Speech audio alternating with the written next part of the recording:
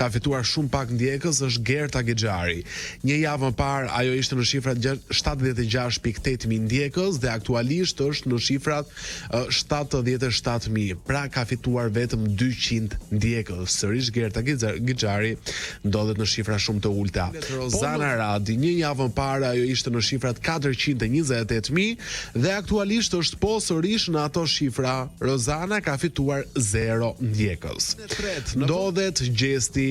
Një javë më parë ai numëronte 481.000 ndjekës dhe aktualisht është në shifrat 484.000. Pra ka fituar vetëm 3.000 ndjekës.